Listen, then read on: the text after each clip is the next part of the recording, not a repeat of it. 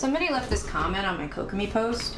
You are so brave and powerful for even attempting this design. Now, I'm clearly neither of those things, but they're right in that this design is no walk in the park. I knew from the get that I was gonna need to learn a lot of new things to make this cosplay happen.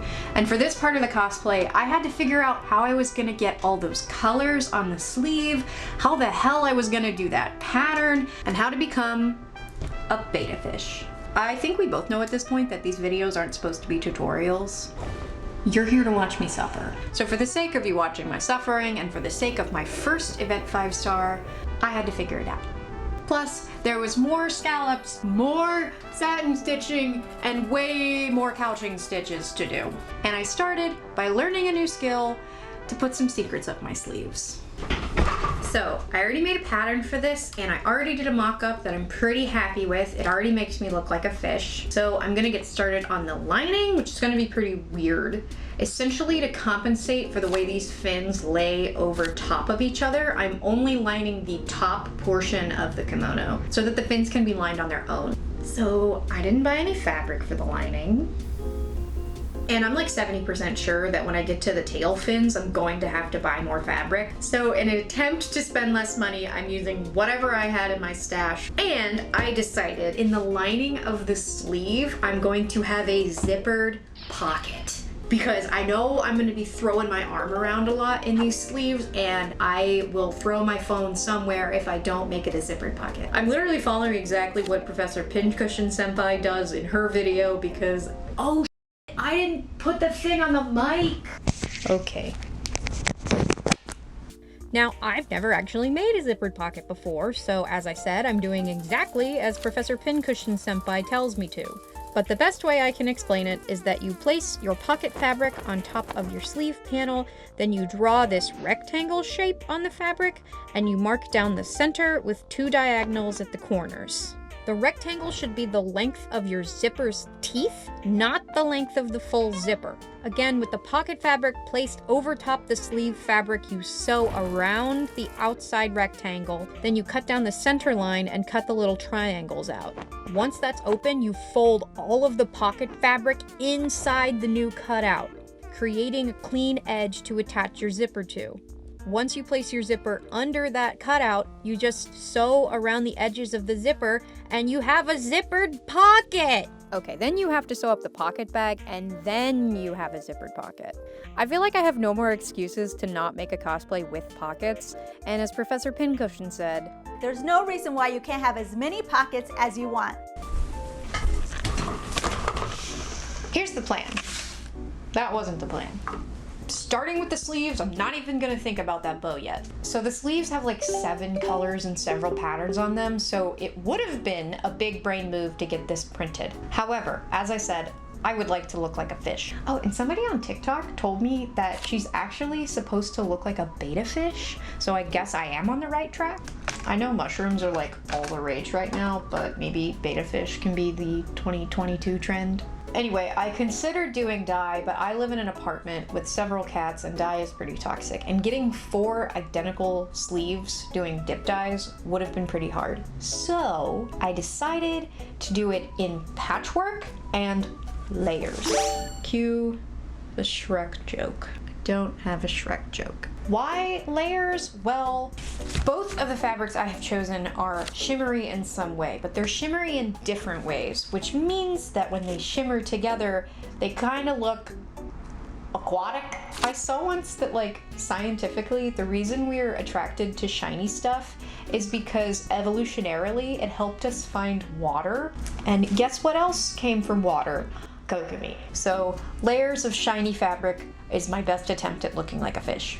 Plus, the fact is that there is no reason for me to make this costume. They make really good looking Kokomi costumes, especially the kimono. So I'm doing it this way purposely because if it looks a little more unique, then it's a little more justified that I made it. But most of this project's point is to like prove to myself that I could do it because I looked at it and was like, I can't do that. So I guess, let's go. Okay, so I have some explaining to do for the outside pattern. Basically, to create the fields of color, I'm separating the pattern in 2 places. cutting the lower part of the sleeve in lavender, the middle in blue, and the top in navy. Then I'm taking these separate detail pieces of the pattern and cutting them in white. Also, I do have a digital pattern for this robe. You can get it for free on my Patreon. And for the very first time, I'm attempting to do alternate sizes. However, I don't really know what I'm doing with pattern sizes. I'm not a pattern maker. I usually just put these up as reference, but I really wanted to try to do sizes this time. So they might not work perfectly, but they're there. To assemble the sleeve, I'm sewing the lavender and the blue right sides together, then the blue and the navy, and then yes, I'm using tacky glue again, I'll get to that. I'm gluing the white pieces to the now full sleeve panel and satin stitching them on. Okay, so the best way and the easiest way to do a nice clean satin stitch on an applique is to use the Heat and Bond iron-on adhesive on the back side of the full piece of applique. Iron that on and then do the satin stitching, which is what I normally do, but I'm out of Heat and Bond. So I'm using tacky glue again because it's what I had. I didn't want to go to Joann's. Yeah, so tacky glue is not the best thing to use for satin stitching, so mine came out a little messy in some places, but it's all getting covered in a wave pattern, and I learned a whole new technique for that, so let's talk about that instead.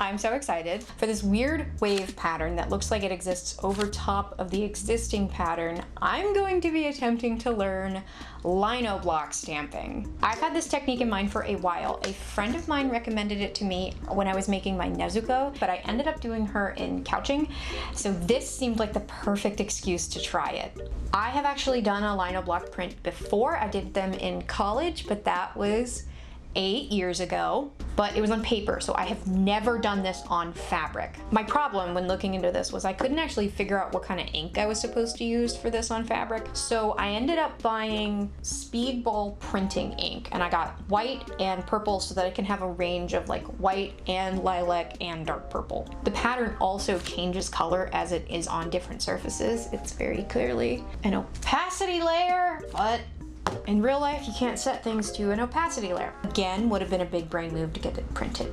Now, this stuff is meant for screen printing, which I've done before too, and it's an entirely different process. So I don't even know if this will work. I don't know if I'm gonna be able to get an even coat. I'm gonna test it, but first, I have to carve one. But first I wanna take a second and absolutely roast this lino block stamping kit from Amazon. It came with this carving tool. As you can see, this is just a piece of wood with a hole in it that you shove this into. It doesn't stay in there correctly. Now, like I said, I did this in college, and did I steal this from the printmaking room? No, I forgot to give it back. But after 8 years, I still have a real Speedball lino block carving tool, and I still had heads for it. Somehow this never got lost. This was absolutely unusable, and this worked really well. So if you choose to do this, buy the Speedball one. Don't buy one from a kit. Lino blocks, sometimes called lino cut or linoleum art, is usually used as a printmaking technique.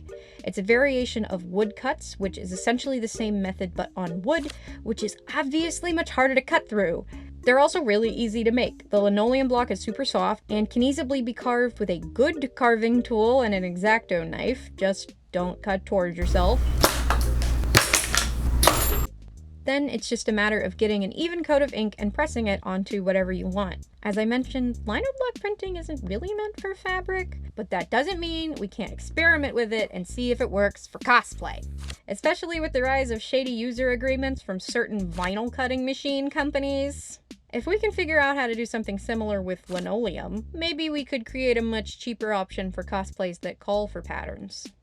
So now that I have this carved, I've cut a scrap piece of the organza and a scrap piece of the satin, and I'm going to test it on both because I'm not actually sure yet if I want it on the actual sleeve or if I want it on the organza layer. My thought is that if it's on the organza layer, it'll look really cool because it'll sort of shift around and be very much so a layer above the other pattern. But if I can't get this ink to look super great, it's going to need to go on the lower layer because if it's not even, at least it'll be hidden a little bit by the organza. But I'm going to test both. I'm going to see which one I like and probably make a mess while I'm doing it. Okay, I just have a paper plate and I'm going to use the paper plate to use as the sponge roller thingy. I should have gotten a popsicle stick. Do I have a popsicle? I have a paintbrush. Here we go. Good enough. I probably shouldn't have put that much purple down, but we're just testing it. You know what? I'm getting a spoon. Okay, I got a spoon and a cup to put the spoon in and a paper towel. So to coat the stamper, I'm gonna use the rolly tool that came in the kit and roll it on here. Try to get it even. And then I'm gonna roll the stamp, I think. Oop, oop. Oh, whoa, whoa, actually, whoa. It seems like it's thicker than what should be on these stamps, but I don't know, it might work. Let's test it, let's test it. Let's test it on the organza.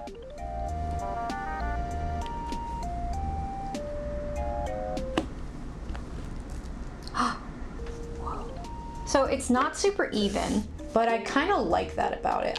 Frankly, to me, they look sort of homemade, so I kind of like that this looks like rustic. We're a rustic fish now. But I think it looks really cool. So I think I like this. I am gonna try it still on the blue satin. So let's load the brush up again. I'm trying not to make a mess. Let's try the blue.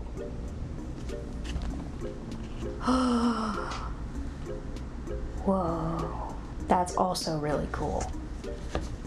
Ooh, this makes me feel like I'm that lady from the Rainbow Sponge video where she's like, earth tone.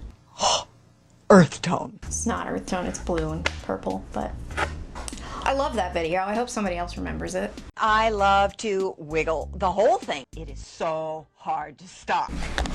Okay, I'm scared. I'm pretty sure I'm gonna make a mess, so I have an entire roll of paper towels this time. The paper plate's back, the spoon is back, the cup is back. Time to not make a mess and hopefully get some good looking sleeves. I'm scared. I'm gonna start with mostly white and a little bit of purple and then work my way into darker purples as we go up to the top. I'm genuinely so scared I'm gonna mess this up. Okay, it's fine. Here we go.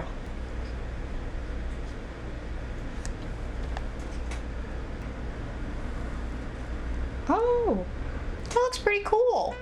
Let's go. Oh, it won't roll. Oh, there we go. That looks really cool. Okay, we're gonna keep going. There's a bunch.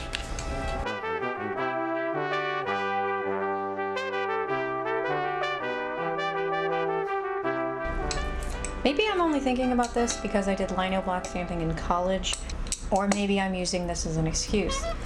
But when I was in school, something that our drawing teacher taught us was the beauty in seeing the medium of which you made like the drawing in. So your sketchy pencil marks, that there's art and that there's beauty in those. And obviously these look, as I said, rustic, but I think that there's beauty in that. I think that there's beauty in that they are. Could I have done something else? Maybe, but this is what I chose to do.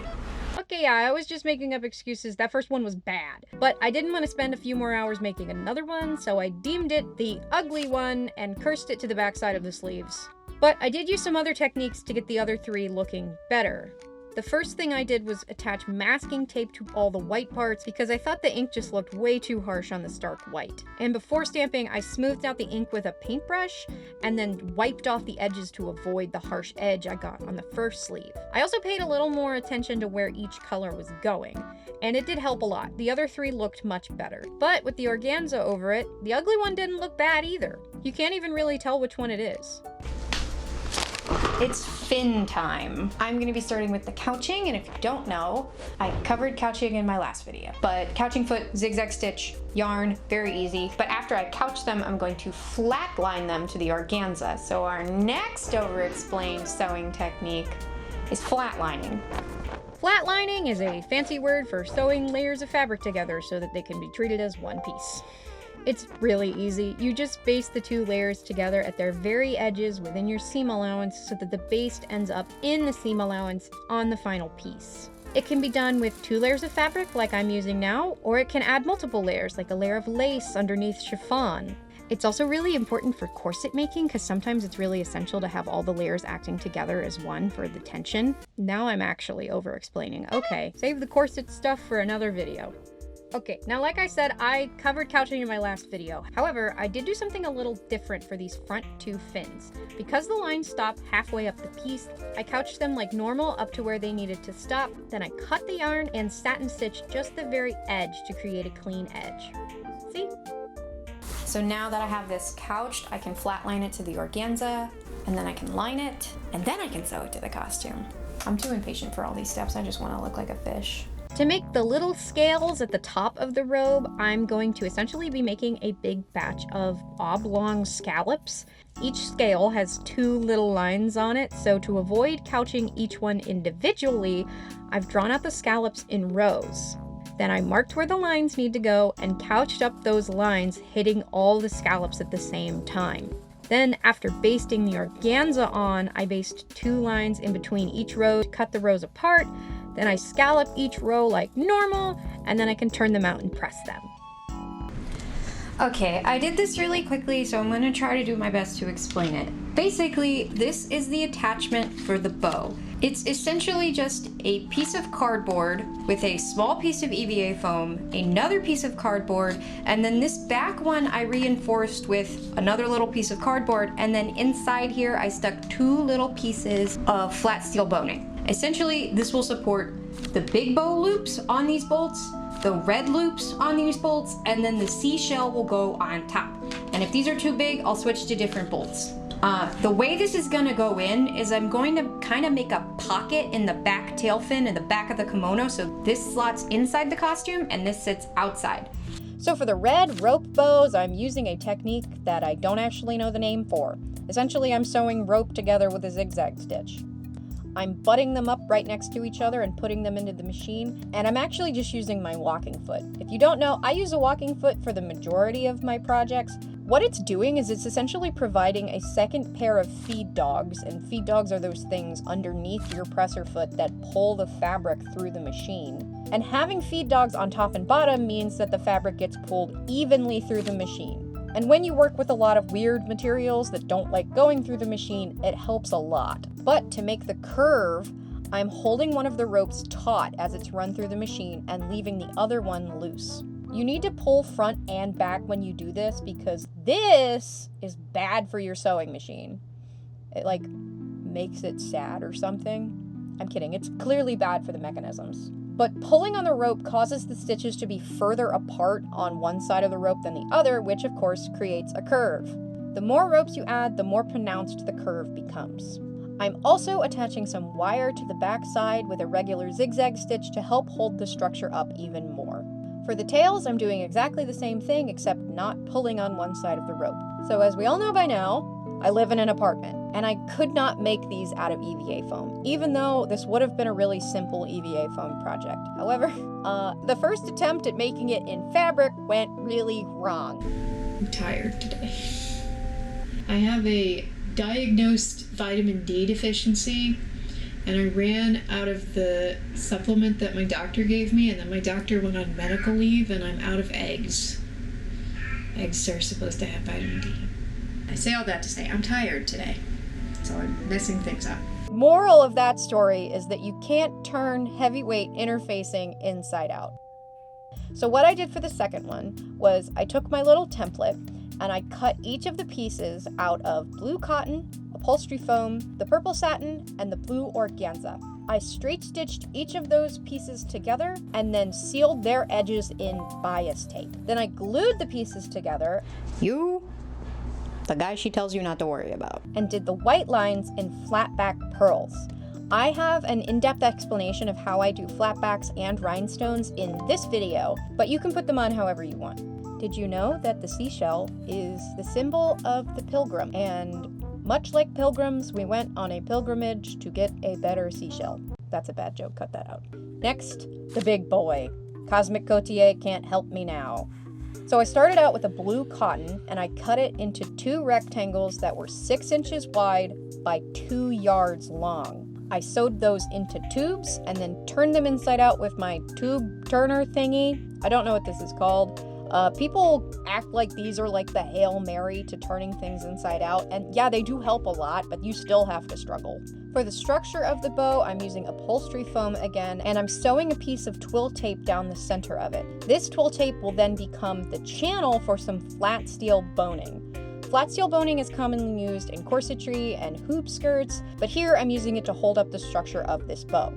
I chose flat steel over wire because not only is it flat, but it makes it so I can roll these loops up for storage, which is great because I have enough giant bows in my closet. I don't know if that's a problem normal people have, but I do.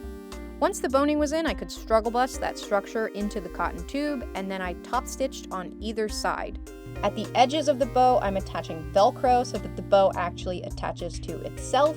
And then in between the boning and the Velcro, I'm punching this hole with a leather hole punch. This hole is what I'm going to use to put it on the bolts on our little cardboard thing. Then I made a little Velcro bridge, not only to hold them together, but the Velcro on top is what's going to hold on the red bow. Then with one more strip of Velcro on top of the red bow, I could attach the seashell. So good news, I didn't have to buy more fabric! Bad news, I had a lot of couching to do. So Kokomi's bowtails are clearly a play on something we call swag bowtails or Jabot bowtails. They normally look like this, and the pattern for them normally looks like this. For Kokomi, because it looks like a fin, I morphed the pattern into this shape. For each tail, I cut 2 pieces of the purple satin, so that's 4 total, and 2 pieces of the blue organza, so 4 total organza too. Each purple piece got 16 couching stitched lines. Cut off all these worms. Do fish eat worms? I bet Kokomi eats worms. Yummy! Which was 64 total, but once I had them all couched, I flatlined them to the organza, put them right sides together, and scalloped them. Remember when I thought this costume had like 8 scallops? Well, joke's on me. Scallops again are super easy. You just draw on the pattern and then follow that line, clip the edges, press them out, easy peasy. Are you ready for this? I don't even have anything to say. I love it. I will say, this is a little floppy when it hangs, so I think I am gonna turn it inside out and put some fusible interfacing just on the fin. But I'm happy with it, it looks good. Look what we did, guys, look what we did. Okay, I know this shot is crazy, but I just pinned it to the dress form for the first time. And oh, I love it. The tails look so cool too. The back is kind of a mess. It's all just pinned, but whoa. Whoa. It looks good. I like it. Now that I had it all detailed and flatlined, I could finally put it all together. I sewed the outside of the bottom fins to the outside of the bodice, leaving a gap for my little cardboard thing and leaving the lining free, which I did for each of these sections because we're doing the lining after. Then for the front fin panels, I sewed the outside of the fin right sides together with the outside of the bodice on both sides. Again, leaving the lining free. I'm leaving the lining last and I'm going to hand sew it together. I had to do it this way because it was how I was able to get these fins to lay over top of each other. If they're only attached at the bodice and not to each other, then they can overlap. For the sleeve ruffle, I cut out this shape. Yes, it looks like a toilet seat. But I sewed it right side together, turned it right side out, you get the drill. I sewed the sleeve panels together on top and bottom, leaving the hand hole. Then I put the ruffle on the outside of the sleeve, right sides together, and basted them together before sewing the lining on just around the edge. Then I shoved the sleeve into itself to close the bottom of the lining, and then I turned that right side out, leaving the lining of the top free. Then I could sew the sleeves to the bodice right sides together, which is actually really easy with these sleeves because they're off the shoulder usually, but for me at least, the curvy part of the top of the sleeve is really hard, and these don't have that, so they're really easy to put on. Anyway. So here's the sleeve, here's the sleeve's lining. I'm just gonna take this, fold it over, match up the seams. I'm not gonna top stitch this, I'm going to whip stitch this by hand, but I need this already in there so that when I sew the bodice lining here, this is already up there. And then these parts will get sewn to the front piece of the bodice and the back piece. Finally, I pinned all the little scallops right sides together with the collar and basted that in before sewing the lining to it all the way around the top. And then for the inside lining, I'm back on the outside and putting this right sides together. And this is the only part of the lining that's gonna get machine stitched, is right here. The other thing I'm gonna do to this part of the lining is I'm gonna do an understitch, which means I'm going to take this piece of the seam allowance and fold it right here, and while it's open, so right down here, so the seam allowance is attached to the inside of the lining, which is gonna help keep the lining folded over correctly, and it's also gonna help keep the scallops up. So this is where the hand sewing is gonna come in. These two are gonna get sewn together, these two, and these two, and then the same on the other side. And then of course on the bottom, the lining will get sewn together too. The way I'm gonna do that is I'm just gonna fold over one side, whip stitch it to the lining, and then all the raw edges will be inside. Here's a quick hand sewing tip. I used to struggle a lot with tying the knots at the end, but it's actually really easy if you do this. You take your needle, you stick it through, you take the thread, you wrap it around the needle 3 times, and pull it through, and you have a knot. For a lot of us, seeing the whole cosplay together for the first time is a really special experience, so I wanted to capture my first reaction in the mirror and share it with you since you've seen this entire process from start to finish. So with makeup and wig on, I was ready to become a beta fish. Let's do this. Aw, my snaps keep coming undone, but you know what? I think I look like a fish. It's okay, I can fix that.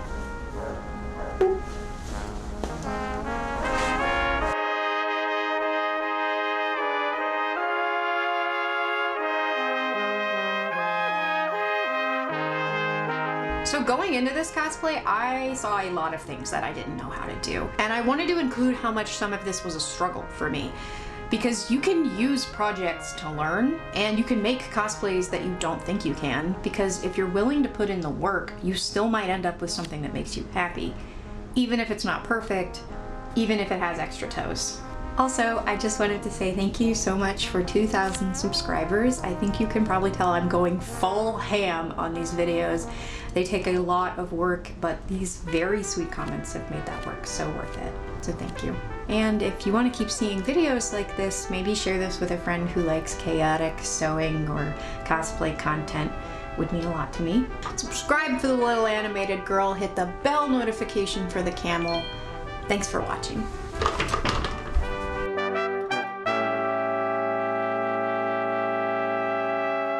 By the way, the next thing I'm making is her jellyfish out of an umbrella. If it wasn't chaotic enough for you yet, I've got some things coming.